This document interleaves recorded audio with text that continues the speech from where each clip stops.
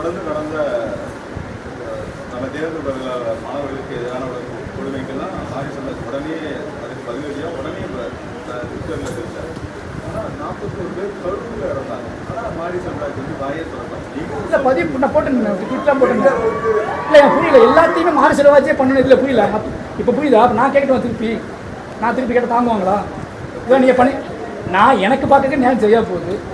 நான் மாரி செல்வராஜ் வந்து உருவானதுக்கான காரணமே எனக்காக யாரும் பேசலை அப்படிங்கிறக்காக தான். புரியுதா உங்களுக்கு?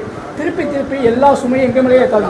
திருப்பி திருப்பி இத்தனை பேர் இதில் விஷயம் புரிஞ்சுக்கோங்க. நான் ட்விட் போட்டேன், இவ்வளோ பேர் பேசின உலகமே கதறின ஒரு விஷயத்துக்காக மாரி செல்வராஜ் பேசுகிறேன்னு அட்டன் பண்ணி நீங்கள் மாரி செல்வராஜுக்காக நடந்த அநீதியாக மாரி செல்வராஜ் சொல்லும்போது அதை ஏன் சொல்கிறேன்னு கேட்குறீங்க. அதை ஞாபகப்படுத்தான்னு சொல்கிறீங்க. அதை தான் சொல்கிறேன்ல, அதை சொல்லிக்கிட்டு தான் இருக்கும். அதாவது மறுபடியும் இந்த மாதிரி படைப்பாளிகள் கஷ்டப்பட்டு அவங்க எழுதும்போது அவங்க மேலே பயங்கரமாக நீங்கள் சுமையை ஏற்றுறீங்க.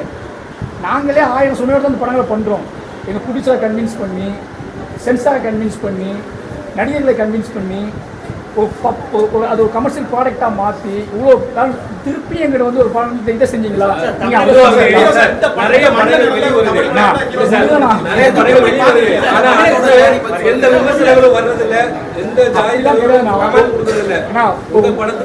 அது ஏன் காரணம்னா உங்களை நோக்கி நீங்கள் உண்மையை அணுகும்போது உங்களுக்கு பதட்டம் வரும்.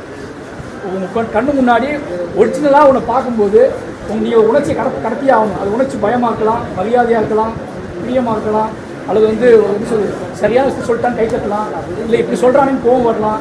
அதெல்லாம் வந்தால் தான் படிச்சு. அது மட்டும் இல்லாமல் இப்போ விளையாட்டுத்துறை சார்ந்து எடுத்துருக்கீங்க, ஒவ்வொரு படத்தையும் இந்த வழியை சொல்கிறீங்க. அதுக்கு செவி சாய்க்கிற மாதிரி அரசியல் தான் முன்னெடுக்க வாய்ப்பு இருக்கா? எடுத்துகிட்டு தான் இருக்காங்க. இப்போ பேசிட்டு தான் இருக்காங்க, நிறைய பண்ணிட்டு தான் இருக்காங்க. அதை நான் பாராட்டிட்டு தான் இருக்கேன். விளையாட்டுத்துறையில் செய்வாங்க, கண்டிப்பாக செய்வாங்க. சமூக அரசியலை எடுத்துட்டு நினைக்கிறேன். சமூக அரசியலை இயக்குனர்கள் இல்லையே நம்ம இதுல, உங்களை தவிர வேற யாரும் இல்லையே? நிறைய அடையாளப்படுத்துறீங்களா? புரியல. சமூக அரசியலை எடுத்துட்டு போற இளம் இயக்குனர்கள் யாரும் கேள்வி கேட்டால் யாரும் வர மாட்டாங்க. இல்லை நீங்கள் நான் வந்து என்கிட்ட வாழ்க்கை இருக்கு, என்கிட்ட தைரியம் இருக்கனால நான் ஹேண்டில் பண்ணுறேன். ஓகேங்களா? எல்லாத்துக்கும் ஆசை இருக்கு, நல்ல படம் பண்ண ஆசை இருக்கு. ஆனால் அவங்க கேட்கக்கூடிய கேள்வியால இவ்வளோ கேள்வி எதிர்கொள்ளணுமா? இப்படி வேத்து இருந்து உட்காந்து பதில் சொல்லணுமா? ஒரு படம் ஒரு படம்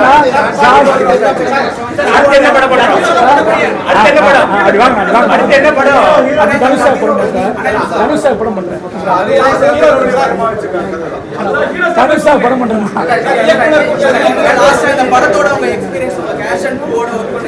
மறக்க முடியாத கேட்டீங்களே படம் படம் எடுக்கும் போது மறக்க முடியாத நிவாஸ் பிரசன்னா, அனுபமா, ரிஷா விஜயன். இந்த படம் மிகப்பெரிய வெற்றி அடைஞ்சதுக்கு இவங்களோட உழைப்பு காரணம். ஏன்னா அந்த படம் நீங்கள் நினச்சிட்டு இருக்க மாதிரி எனக்கு ஸ்பெஷல் வெற்றி அப்படின்னா என்னை நம்பி ஒரு யங் டீம் வந்துச்சு. எங்கள் டீம் ஒரு இளைஞர் பட்டாளி நம்பி வந்துச்சு. அவங்க அத்தனை பேருமே ஜெயிச்சே ஆகணும் அப்படிங்கிற வெறி அவங்கள்ட்ட இருந்துச்சு. முழுசாக என்னை நம்பி வந்தாங்க. இப்போ நிவாஸ் பிரசன்னாவுக்கு திருநெல்வேலி, ஓகேங்களா, 2 ஒரே மண்ணில் இருந்து இப்போ தான் சந்திச்சிருக்கோம். ரொம்ப நாளாக கேட்டுகிட்டே இருந்தாப்பில் என்கிட்ட, ஆனால் நான் உங்களோட படம் பண்ணணுன்னா வெளியே வரணுன்னாங்க. இன்றைக்கி அவங்களோட மியூசிக் மூலமாக பைசன் கொண்டாட போடுறதும், அவங்க மிகப்பெரிய ஆளுமையாக அவங்க திறமை வெளிப்பட்டுறதையும் ஒரு சகோதரனாகவும் ஒரு திருநெல்வேலி மண்ணின் மைந்தனாகவும் திருநெல்வேலிக்காரனாகவும் பயங்கர சந்தோஷம். ஏன்னா இண்டஸ்ட்ரியில் சினிமாக்குள்ளே 2 பேரும் சேர்ந்து ஒரு படம் பண்ணியிருக்கோம். அது நிறைய இளைஞர்களுக்கு பயங்கர சப்போர்ட்டிவாக இருக்கும். சினிமாங்கிறது பெரிய மாயெல்லாம் கிடையாது, பெரிய கடவுள் கும்பம்லாம் கிடையாது.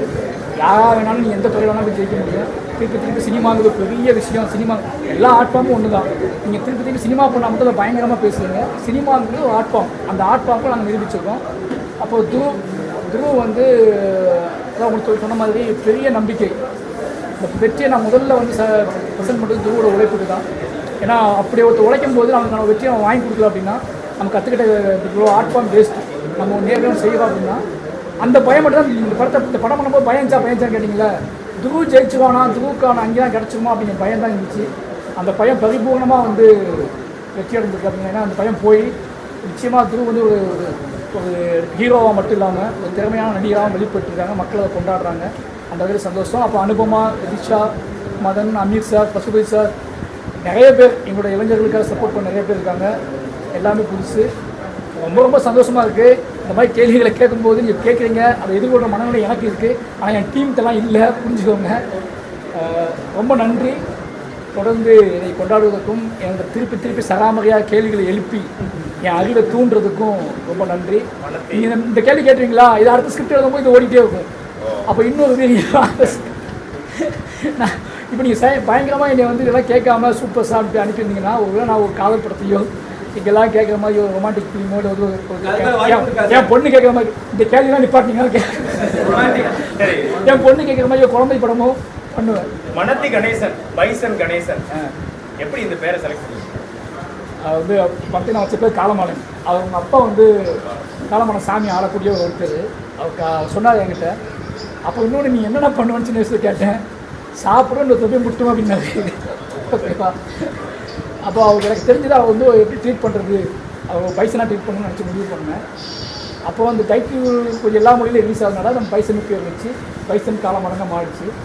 நிச்சயமாக கணேசன் இத்தனை வருஷம் கழித்து இந்த ஊரில் இருந்து நான் ஓடி போய் இந்த ஊரில் ஆல்ரெடி ஜெயிச்சு ஒரு ஆணிவேர் மாதிரி இருக்கக்கூடிய ஆளை திருப்பி நான் கொண்டாட வச்சுருக்கேன் அப்படின்னு என்னோட சினிமா மூலமாக அதை செஞ்சுருக்கேன் அப்படின்னு ஒரு பெருமை எனக்கு பெருமை இருக்குது.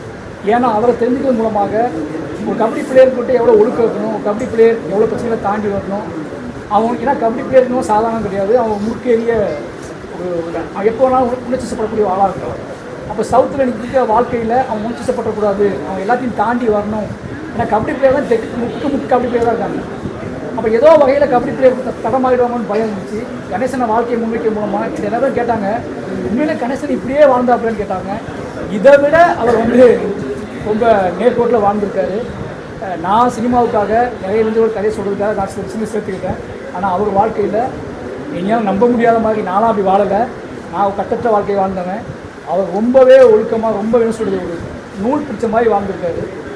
அவரோட வாழ்க்கையை கேட்கும்போது பெரிய பிரமிப்பாக இருக்குது. அந்த வாழ்க்கையை இன்றைக்கி ரத்தம் சரியாக கடத்திட்டோம். என் சினிமா இன்றைக்கி வந்து நான் கற்றுக்கிட்ட சினிமா 20 வருஷமாக கற்றுக்கிட்ட சினிமாவை வச்சு ஒரு மிகப்பெரிய ஜாம்பவனோட மிகப்பெரிய ஒரு திறமையாளரோட வாழ்க்கையை அடையாளமாக கடத்திட்டோம் அப்படிங்கிற ஒரு பெரிய சந்தோஷம். திருநெல்வேலி பகுதியில் காதலும் இருக்குது. ஆமாம், சொல்ல விடுங்க. நிறைய இருக்கு. ஒவ்வொரு படத்தையும் மஞ்சனத்தியை வந்து நீங்கள் குறிப்பிட்டே இருக்கீங்களா? அந்த மஞ்சனத்தி உங்களுக்கு என்ன தொடர்பு?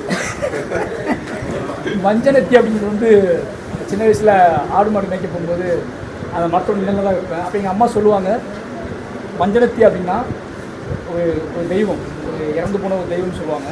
யாராவது மச்சாங்காண்டி ஆடு மேய்க்க போகும்போது ஏதாவது பொண்ணு வந்து கூட்டாக போயிடக்கூடாது, ஏதாவது சேலை கட்டி வைப்பாங்க, சாப்பிட்றியான்னு கேட்பாங்க, தண்ணி வேணுமான்னு கேட்பாங்க. அதெல்லாம் வந்து ஆள் கிடையாது, அதெல்லாம் வந்து பேயாகுன்னு எங்கள் அம்மா சொல்லியிருப்பாங்க. அந்த கதையை கேட்டு தூரத்தில் யாராவது பொண்ணு போனால் கூட நான் பயப்படுவேன், மஞ்சனத்தியாக இருக்குமோ அப்படின்னு சொல்லிட்டு. அப்போது இப்போ கிடக்கப்போ என் வாழ்க்கையில் ஒரு பெரிய மெட்டஃபர் ஆகிடுச்சு. என் வாழ்க்கையில் வந்து நல்ல கேரக்டர்ஸ் நிறைய தடவை யோசிச்சு என் லைஃப்பில் வந்துட்டு போன எல்லா தோழிகளுக்கும் என் லைஃப்பை வடிவமைச்ச, என் லைஃப்பை ஒரு பெருமையாக மாற்றின எல்லா பெண்களுக்கும் ஒட்டுமொத்தமாக நான் வச்ச பேர் மஞ்சனத்தி. மஞ்சனத்திங்க வார்த்தைக்குள்ள ஒரு பொண்ணு இல்லை, என் வாழ்க்கையை சீரமைச்ச நிறைய பொண்ணுங்க நிறைய மண் சார்ந்த கடவுள் நம்பிக்கையை கொண்டு காந்தாரா படம் மிக சிறப்பாக வெற்றி பெற்றது. ஸோ அடுத்த படம் நீங்கள் வரலாற்று சிறப்பு படமாக இருக்கும் சொல்கிறது. அது இது மாதிரி மண் சார்ந்த நம்பிக்கைகளை பேசணும். ஏற்கனவே நாட்டார் தெய்வங்களை ஃபுல்லாக பிரதிபலித்து கொண்டு வரீங்க. இன்னும் எத்தனை நாட்டார் தெய்வங்களை வெளியே கொண்டு வர முடியும் தெரியல. அடுத்த ஸ்கிரிப்ட் நான் கண்ணாடி போயிட்டு இருக்கு. அதான் அந்த ஒரு திரைக்கதை வந்து நமக்கு என்ன கொடுக்க போகுது அப்படிங்கிறத வந்து நான் முன்னாடியே பிளான்லாம் பண்ண முடியாது. ஒரு நாட்டு இருக்குது, அந்த நாட்டை சொல்லியிருக்கேன். அந்த நாட்டை நான் பிற்காவது எழுத ஆரம்பித்தேன். எழுதும்போது நீங்கள் அன்றைக்கி எதுவும் சம்பவம் நடக்காமல் இருக்கணும், தமிழ்நாட்டில் நம்மளை உழுக்கிற மாதிரி, நம்மளை பாதிக்கிற மாதிரி, நம்மளை துரத்தி போடுற மாதிரி, ஏன்னா அதோட பாதிப்பு சேர்ந்துடும் எனக்கு. நிச்சயமாக அப்படி ஒரு முக்கியமான நீங்கள் விரும்பக்கூடிய படமாக தான் அடுத்த படம் இருக்குது.